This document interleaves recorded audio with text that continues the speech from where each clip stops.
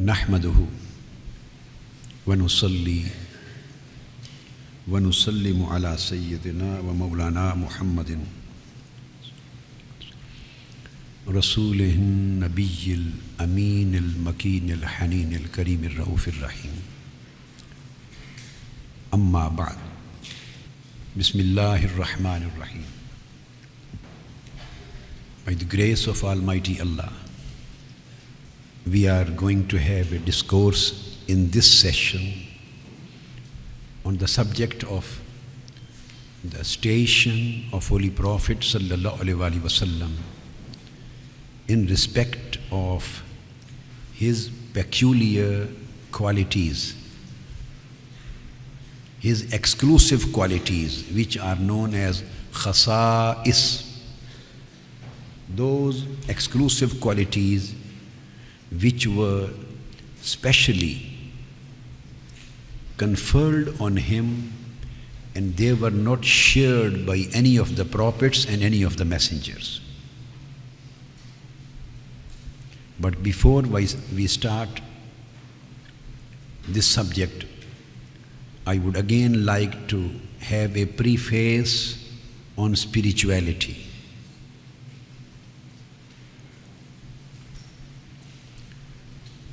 Dear participants, the spiritual life of a traveler,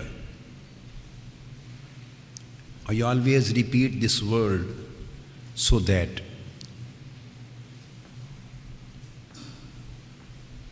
it finds a deep place in your mind and heart. And everybody amongst you may think, may understand that he or she is a traveler. Traveler of the path to Almighty Allah. And we are on a journey.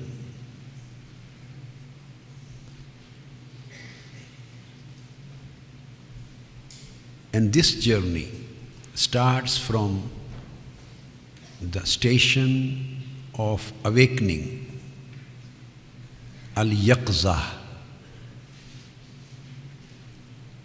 And next step after the awakening is repentance, tawbah.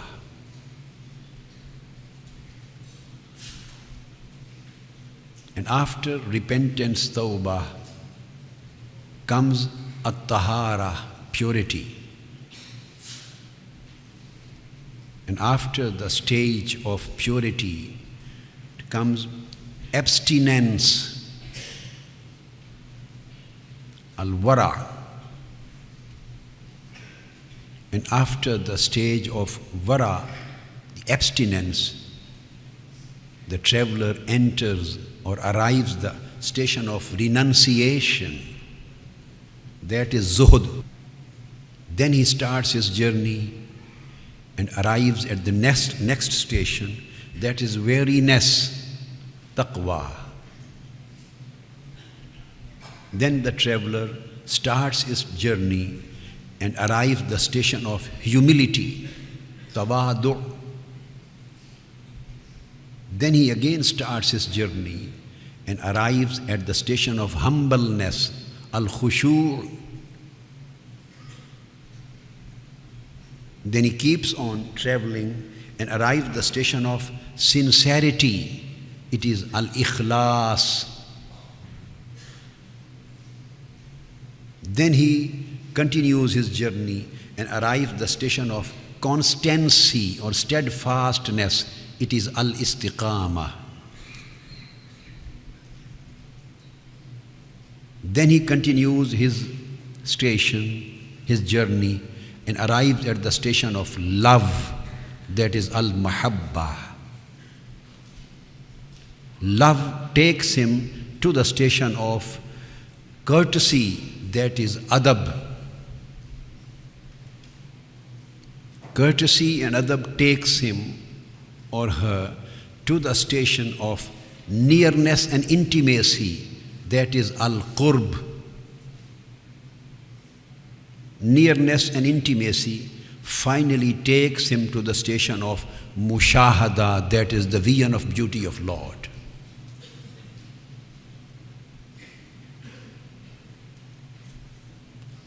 These are various stages of spiritual journey, various stations where you keep on arriving one by one till you arrive at the last destination. In this session, I won't be able to discuss each details of each and every stage. I will just briefly concentrate on few important aspects of at-tawbah, repentance, so that you may start your life from at-tawbah. When you leave this Al-Hidayah camp tomorrow, right from today, this night, you should consider that you are now entering into the valley of repentance, which takes place after the awakening, al-yaqza.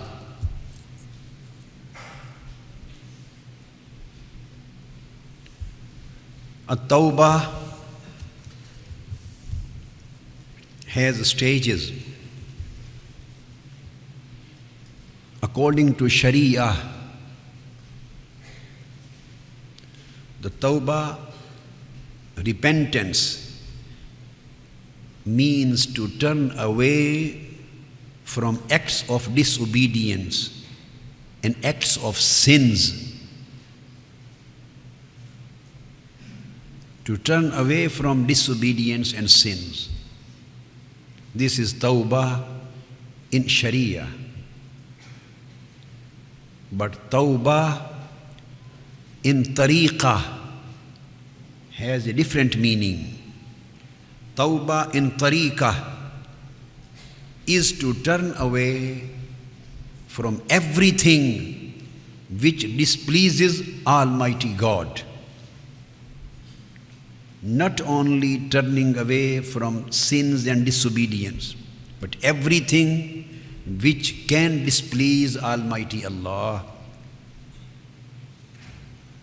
and toward everything which pleases Almighty Allah. This is tawbah in tariqah. And then there is third stage of tawbah in haqiqah. And tawbah in haqiqah is to turn away from yourself towards God, from your own self towards God. Turning away from sins and acts of disobedience is the repentance of beginners. Repentance of beginners. Turning away from the desires of the lower self towards the will and pleasure of God. Turning away from every act which displeases Allah towards the act which displeases Almighty Allah, turning away from that. Towards the act, every act which pleases Almighty Allah. So turning away from your own desires towards will of Allah. And turning away from the pleasure of lower self towards pleasure of Almighty. This is the tawbah and repentance of intermediates. And turning away from your own self towards God Almighty, towards absolute being. This is the tawbah of the advanced.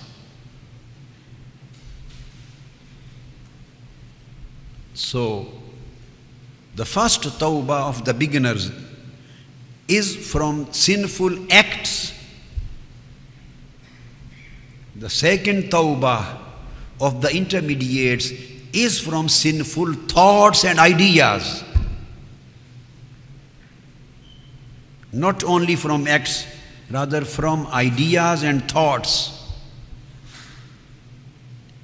And turning away and repentance of the advanced is turning away from the consciousness of your own existence towards existence of the absolute being.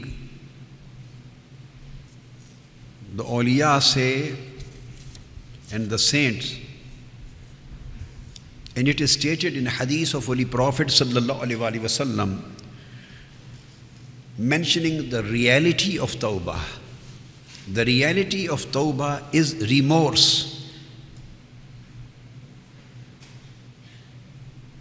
An-nadamu tawbatu. Holy Prophet sallallahu alaihi wasallam said that remorse is repentance. So the precondition of repentance is regret from disobedience of Almighty Allah. Regret for commission of the act of disobedience of Almighty Allah. If you feel regrets and then remorse in your heart, it means that the state of tawbah and repentance has started.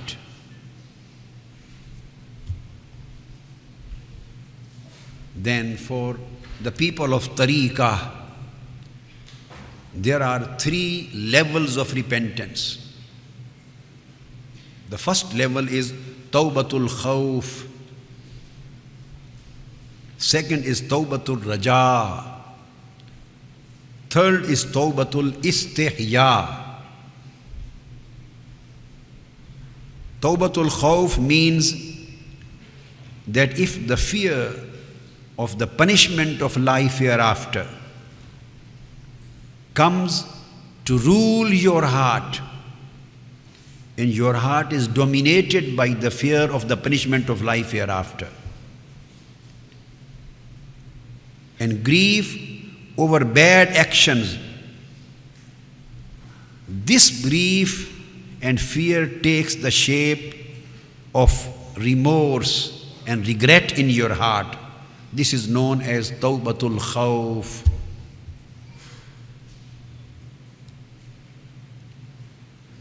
And the second tawbatul raja is, instead of fearing from the punishment of life hereafter, if the desire for the mercy and favors of Almighty Allah seizes your heart, and it becomes obvious that these favors and blessings of Almighty Allah cannot be achieved and cannot be acquired through evil acts, through acts of disobedience which I have been performing throughout my life. So if I want to achieve the better position in the gardens of paradise, if I want to achieve the nearness of Almighty Allah, if I want to achieve the blessings and pleasures and divine favors of Almighty Allah, then I have to repent from bad acts. So repentance in connection of this concept is known as tawbatul raja. This is the repentance of hopefulness. And then the third stage of tawbah is tawbatul istihya. This is the repentance where neither the fear of punishment of life hereafter, hellfire, punishment of the hellfire, becomes the actual motivation of repentance, nor the desire of the divine blessings and favor becomes the motivational factor of your repentance. Just you concentrate on generosity of Almighty Allah. How kind is Allah to me? How merciful is Allah to me? How compassionate is Allah to me? How forgiving and pardoning is Allah to me? When you keep this aspect of Almighty Allah's attribute in account, in your mind, in your heart, you feel shame before Allah. and you repent because of this shame and shame of the generosity of Almighty Allah. He is so kind to me and I am so disobedient to Him. He is so merciful to me and I am so sinful to Him. So if the repentance originates from the concept of consciousness of generosity of Almighty Allah, this repentance is known as repentance of shame, Tawbatul Istihya. So the first stage of Tawbah, at first stage, those people who repent are known as At-Ta'ib. The people who commit and perform Tawbah of Khawf are known as At-Ta'ib or At-Ta'ibun. The people who perform the act of repentance because of Raja, the hope, they are known as Al-Munibun, Al-Munib. And the people who perform the act of repentance because of shame in front of generosity of Almighty Allah, they are known as Al-Awwab or Awwabun. So every moment is required to become a ta'ib. This is the Almighty Allah's blessings on a ta'ib. When Holy Prophet sallallahu alaihi wasallam stated that at-ta'ibu min adh-dhanbi kama la dhanba lahu. The blessings of Almighty Allah at the first stage are that if any person repents from his sins, he becomes so pure as if he is just born from the womb of his mother. All big and small sins are totally eliminated from his record. This is Allah's blessings at the first level, which is ta'ib. What would be the position of Allah's blessings if he becomes munib? And then what would be the position of Allah's blessings if he becomes awwab?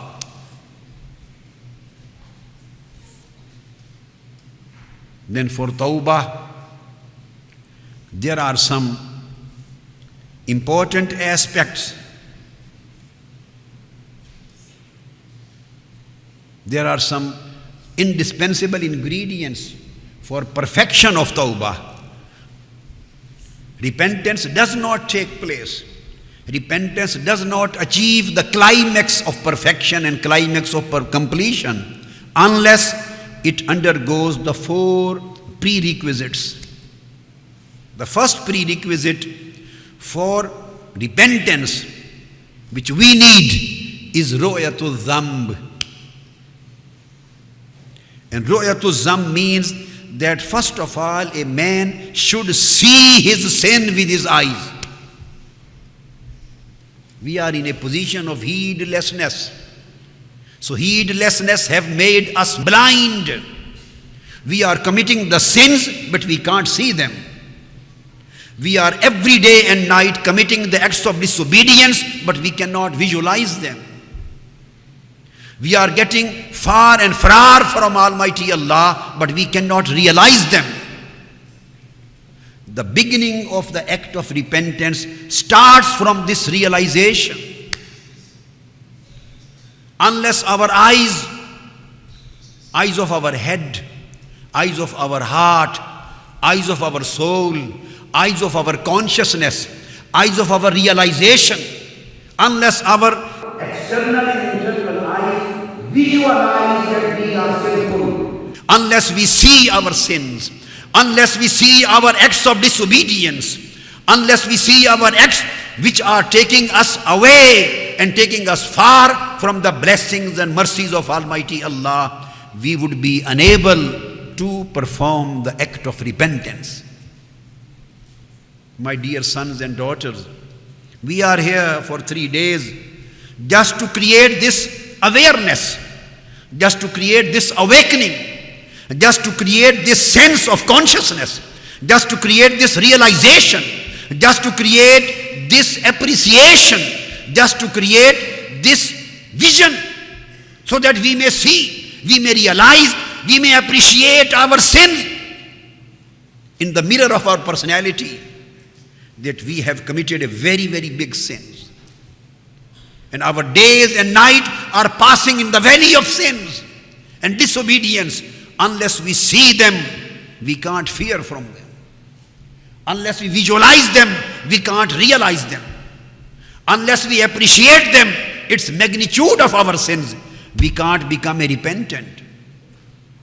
So it starts from ru'yatul dhanb. And then after that, the next prerequisite for repentance is ri'ayatul irada. When we see and visualize our defects and our acts of sins, then ri'ayatul irada means we intend towards repentance. And when we create this irada of repentance, then we become God of our irada, God of our intention, so that this intention does not go back. It should keep on moving forward. So the second step and prerequisite is ri'ayatul irada. We have to become gods of ourselves. The beginning is awakening. We have to get up from the sleep of heedlessness. A sleeping person never knows what is happening to him. We are in a condition of sleep, deep sleep, and we don't know what has happened to us, what is happening to us, and what is going to happen to us, because we are sleeping. A sleep of heedlessness, nawmul ghafla. Unless we wake up from nawmul ghafla, from the sleep of heedlessness, we would be unable to become God of our own selves, protector of our own selves, God of our own selves. And when we become God of our irada, God of our intention, then we would enter into the stage of muhasabatun nafs, ru'yatul dhanb, and then ri'ayatul irada. And ri'ayatul irada will take us towards muhasabatun nafs. Muhasaba is self-examination. Self-examination. A person who never look upon his own acts and sins, or he looks upon his acts with admiration, appreciation. He has never seen the defect and incompleteness even of his act of obedience. So how can he see the ru'yat? How can he achieve the position of ru'yatul dhanb? And when he becomes muhasib of nafs, he has to protect and preserve his outward and inward, both conditions constantly.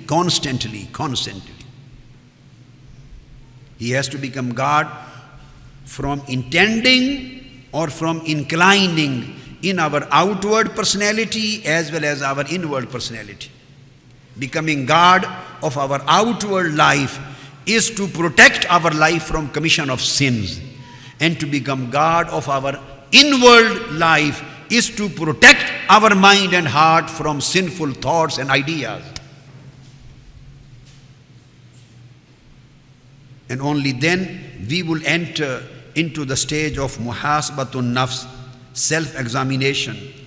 Self-examination is a constant study and investigation of our acts and states of our hal. And after muhasabatun nafs, we enter into the stage of muraqabatul hal. That is meditation.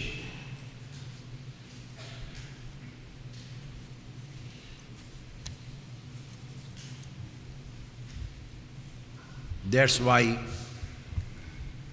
the saints and the perfect travelers of the path of Almighty Allah and the great friends of Almighty Allah, the awliya, they have declared that there are 5 stages in the path of repentance. 5 kinds of repentance. The first is Tawbatul Abidin. After Tawbatul Muznibin, I would say there are 6 stages. The first is Tawbatul Muznibeen or Tawbatul Khatta'een, the repentance of sinful people. It is clear and obvious. Then comes repentance of Abideen. You know, Holy Prophet sallallahu alaihi wasallam used to repent 100 times a day. So what was the level of his repentance? What was the quality of his repentance? What were the meanings of his repentance? He used to repent 100 times a day. Every day he used to repent 100 times. That was not repentance which we are needed to perform. So we need Tawbatul Muznibeen, to turn away from sins. Then is Tawbatul Abideen. After this first degree is the repentance of those who perform sinful acts.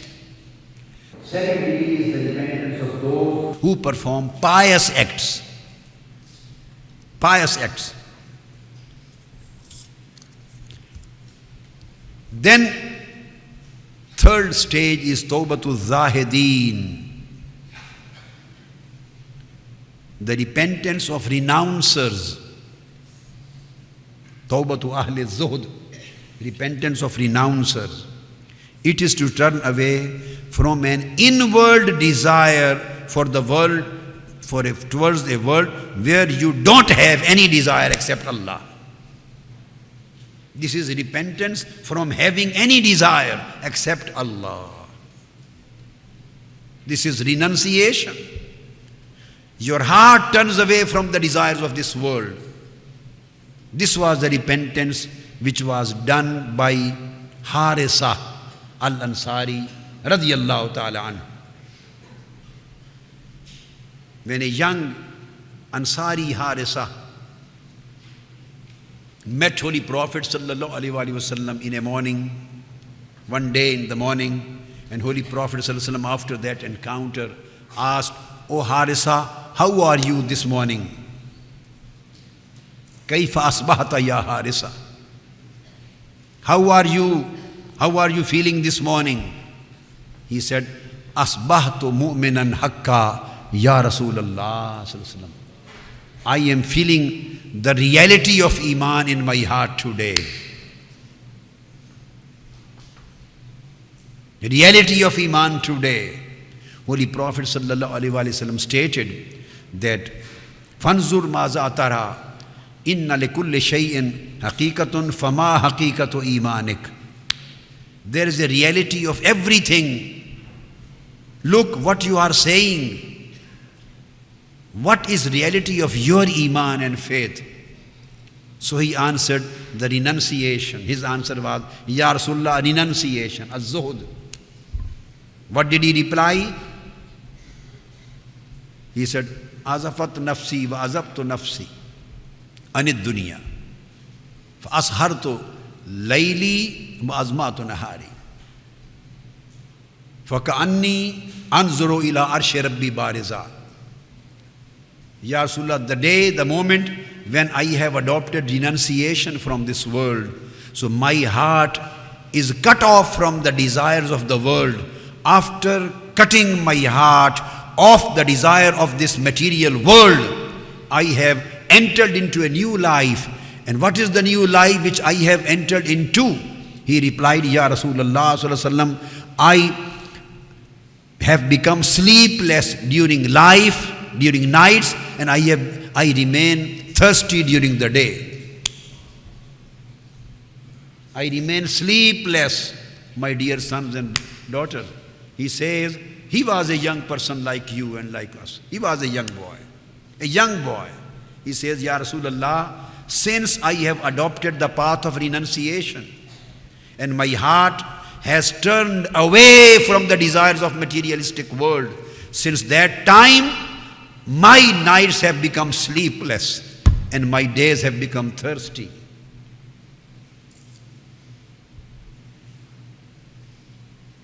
And there is a spiritual meaning and inclination, there is a hint here. Nights have become sleepless. When everybody goes to his bed, everybody goes to sleep. I stand up in presence of Almighty Allah. I speak to Him secretly, and He speaks to me secretly.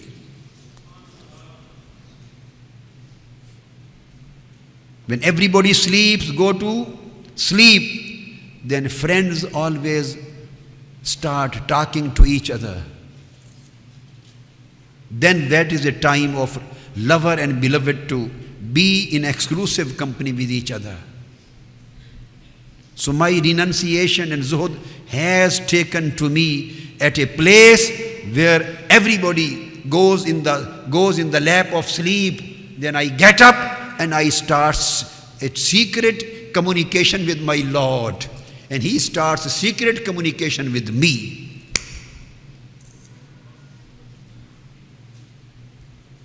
So then He feeds me and He waters me. He provides me a divine food and He provides me a divine drink.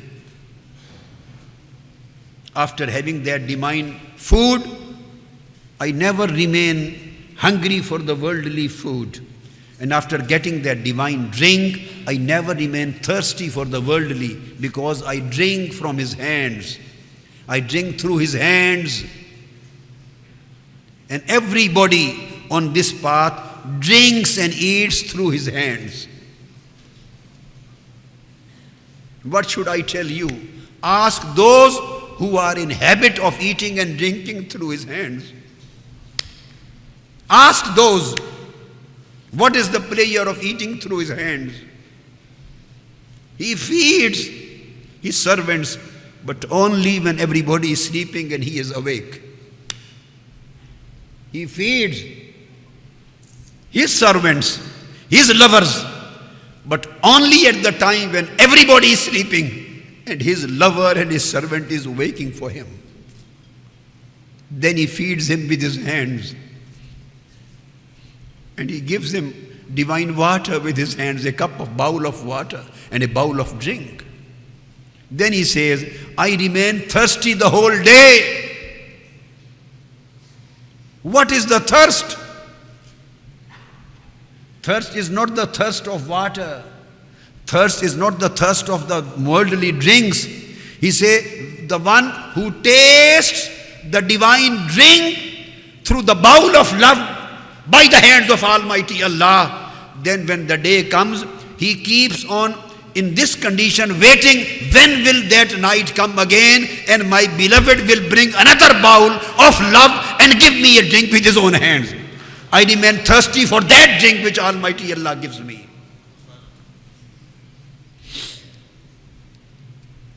Then Holy Prophet ﷺ asks him, what happens after that? Your renunciation took you to this place, and this situation and this position, where does it lead you to? Then he says, Ya Rasulullah, then the curtains has been unveiled from me, and I feel as if I am visiting the Arsh of Almighty Allah. I am witnessing the Arsh of Almighty Allah, and I feel in a position where I see into the gardens of paradise, and I see the people of paradise meeting one another, and I see the people of hellfire running away from the hellfire.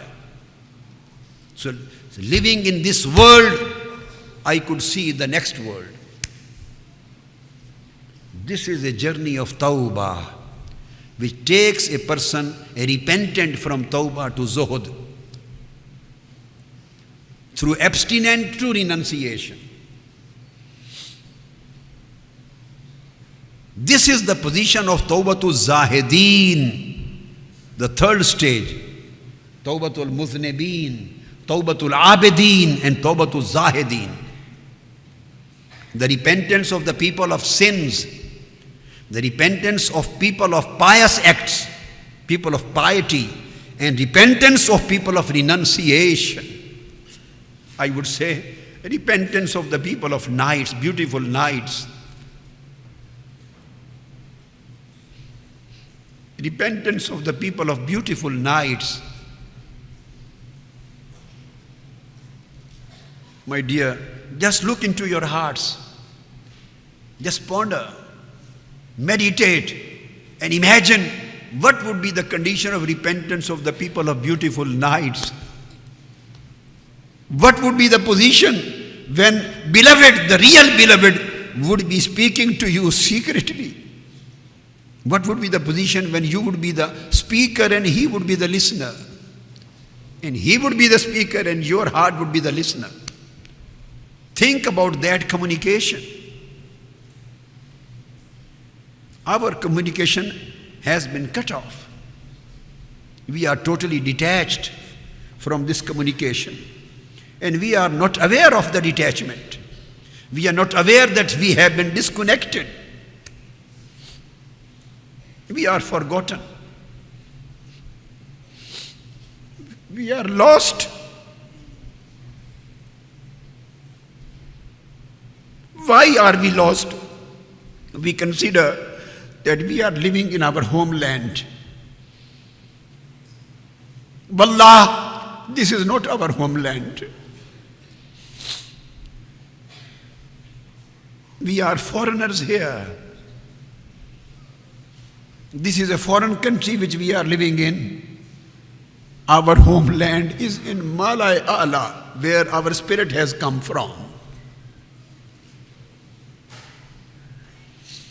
That's why the spirit of the people, the spirit of lovers is always crying. And Maulana Rum says, Vishnu azne chuhi kayat mi kunad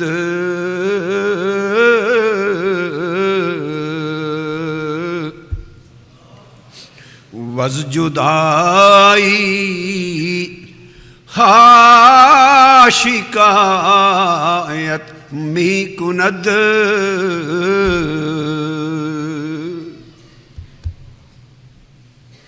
Maulana Rum says, this spirit is flute. Listen to this flute. Why the flute is crying in your heart? When we take this flute and you listen to it, its voice, it is always painful, full of grief, full of sorrow. Maulana Rum says, listen to the flute. Why some painful and sorrowful and griefful voice is coming out of it? Then he says the reason, this flute is telling us the story of its detachment from the beloved homeland. We are detached.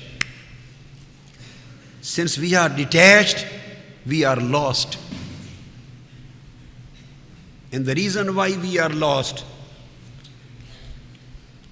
we have by mistake considered this world as our homeland, where we were aliens and foreigners. Our homeland was in Al-Mala'ul A'la, where we used to communicate with Allah and He used to communicate with our souls.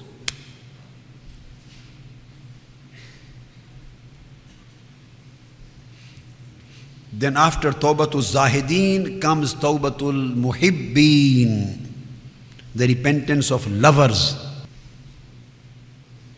Repentance of lovers is to turn away from detachment towards the presence of Almighty Allah. From al-ghiyab ila al-hudur. This is to turn away from the condition of detachment towards the condition of attachment. This is repentance of the lovers.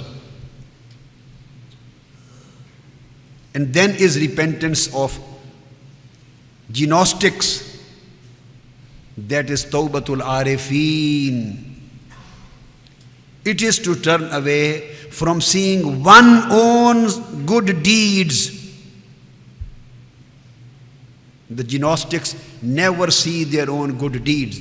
They commit pious acts, but they can't see their own pious acts. Instead of seeing and witnessing their acts of piety, whenever they try to see, they see mercy of Allah. They see tawfiq of Allah. So the gnostics, the urafa, they never see their acts and deeds. Even they pray whole night, but they can't see they are praying.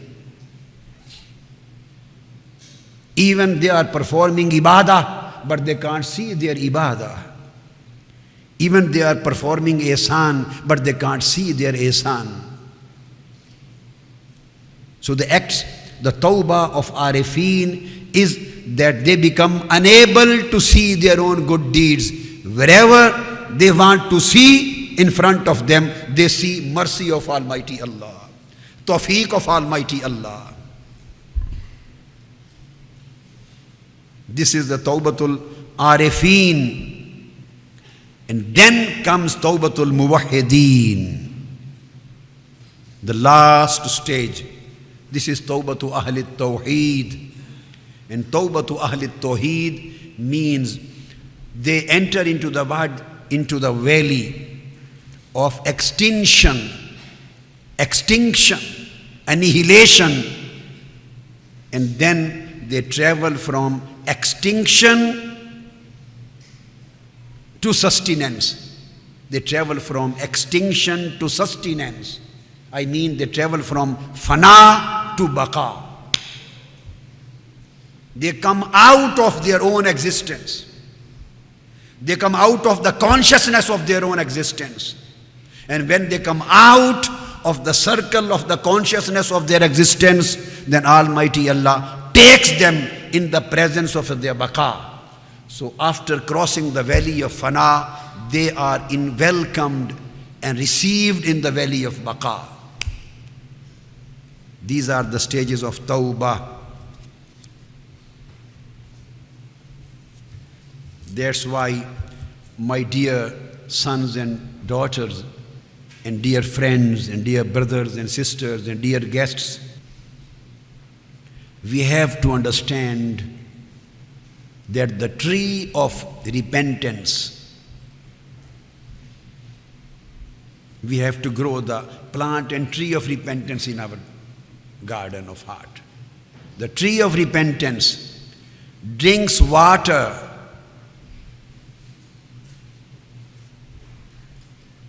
First of all, you should know that the tree of heedlessness, because we have to detach ourselves from heedlessness and then we enter into the position of repentance. The tree of heedlessness, Shajarul Ghafla, tree of heedlessness, drinks water from the well of ignorance. Only those people are ghafil, those who are jahil, those who don't know what is the reality of life. So the tree of heedlessness, al-ghafla, drinks water from the well of ignorance. And then the tree of repentance drinks water from remorse and regret. Tree of repentance drinks water from the fountain of remorse and regret.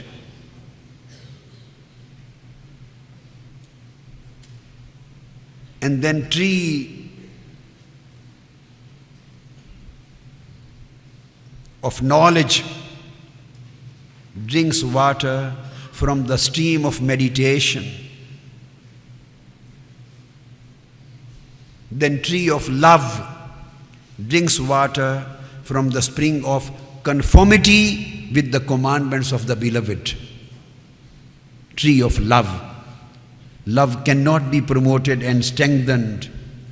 Love cannot be perfected unless the tree of love drinks water from the well of conformity, from the well of following, well of obedience to the commandments of the beloved.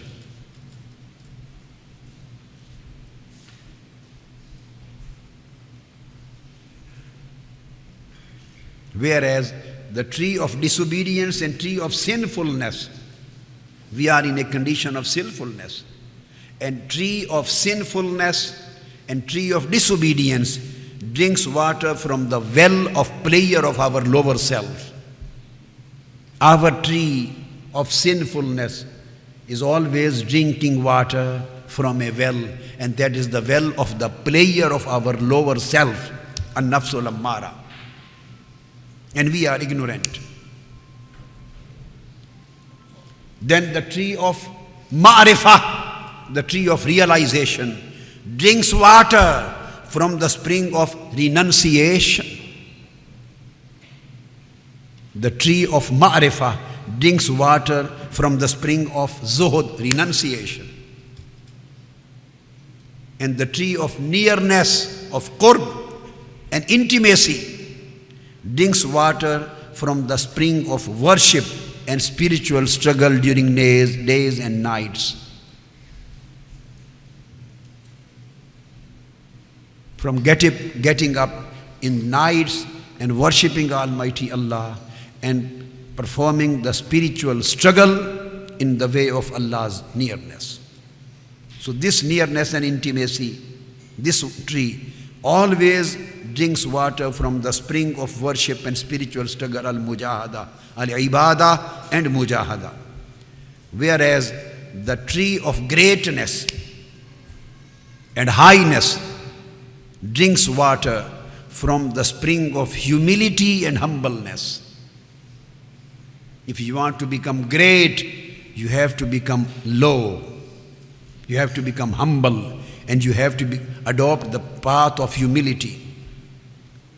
Then tree of miraculous favors and blessings of Almighty Allah drinks water from the spring of constancy, from steadfastness and from firmness, from istiqamah.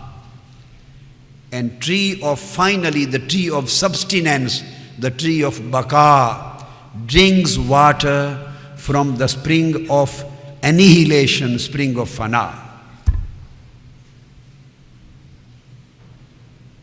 This is a process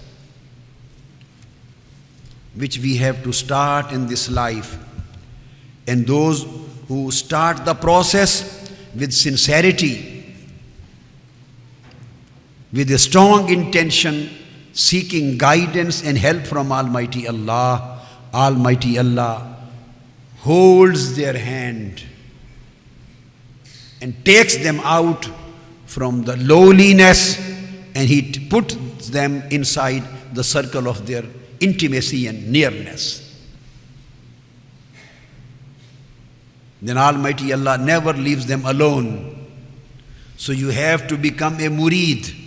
And murid means the one who intends towards Allah.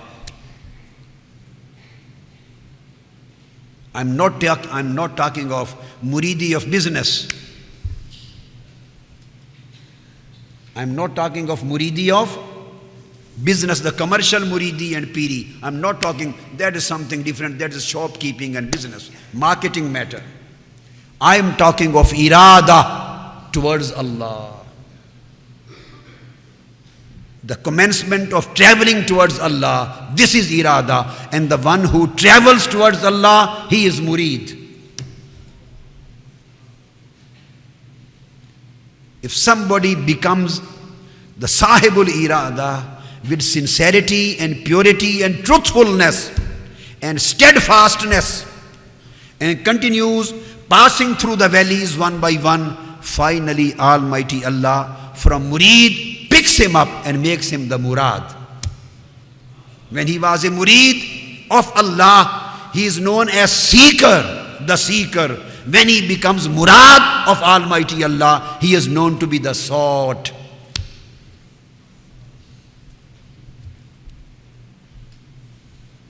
So, the seeker is the one who always remains in pursuit, spiritual pursuit, talab. And the sought is the one who is being pursued by Almighty Allah. Seeker was the talib and the sought is matloob. The seeker He lives in the service of Almighty Allah, and he keeps on putting his extraordinary spiritual effort and endeavor in the path of Almighty Allah. And when he becomes the sort, so the service of the sort becomes Almighty Allah's gift. So his spirituality becomes a gift from Almighty Allah. He becomes a gifted person. His qualities become gifted. His attributes become gifted. His conduct becomes gifted. And his morality becomes gifted. His excellence becomes gifted. So when he was seeker, he was putting endeavor and spiritual struggle to achieve the moral and spiritual attributes.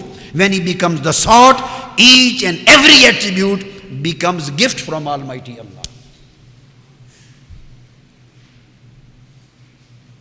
Seeker is always an existent in the path of Allah, and the sort is non-existence because he annihilates himself and sustains with the sustenance of Almighty Allah. His own personality is non-existent. The seeker, he always works with particular intention and niyyah, while the sort does not notice his intention and work. His every act is being taken care by Almighty Allah. So he becomes protected. The seeker was struggling for protection, whereas the sort becomes protected, divinely protected. The seeker sees by the light of Allah, with the help of light of Allah, and the sort he sees because of Allah. Whatever Allah wants him to see, he can see. Whatever Allah does not want him to see, he can't see. Whatever Allah wants it to act, he is provided the strength to act. Whatever Allah does not want him to act, he abstains from act. He wishes whatever Allah wants him to wish. Whatever Allah does not want him to wish, he is protected from that. So the seeker, that's why, stands up at Allah's command. The seeker stands up at Allah's command, while the sort stands up through the will of Almighty Allah. Almighty Allah's will is which makes him stand up. كنت سمعه الذي يسمع به وبصره الذي يبصر به ويده التي يبطش بها ورجله التي يمشي بها. Then he, Almighty Allah's will, makes him stand up, makes him seeing, makes him hearing, makes him catching, makes him walking, makes him speaking, makes him desiring. The seeker opposes his passions and sentiments. The seeker opposes his desires, while the sort is made free of every kind of influence of desires. The seeker opposes his passions and desires. As far as the sort is concerned, he is made free from influence of the desire. The seeker draws nearer to Almighty Allah. He draws near, while the sort is drawn nearer to Allah. He goes to him with his pursuit. The sort is called by Almighty Allah with his wish. That's why the seeker is protected, because he is mukhlis, and the sort, he is mukhlas. He is entrusted with divine protection. The reason is the seeker, the mukhlis, the salik is still in the process, and the sort has already arrived the station. And when anybody arrives the station, then there are people standing to receive him, and they take him to the rest house because he has arrived the station. So I have given you can say, some hints of spiritual journey. Just let me ask, how beautiful is this journey? Don't your heart want to start this journey? Let us make Al-Hidayah the beginning of this traveling. When we seek guidance from Almighty Allah in every prayer and we say, Ihdina Sirat al-Mustaqim, we seek Al-Hidayah from Almighty Allah.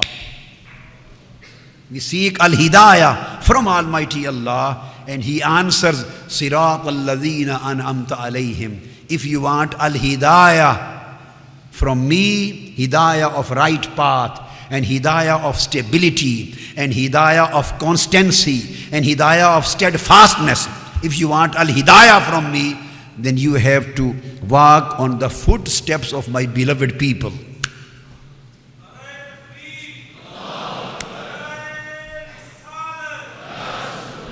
So if you have to become the true seeker, if you have to become a true seeker, then you have to follow the true sought, the one who is sought.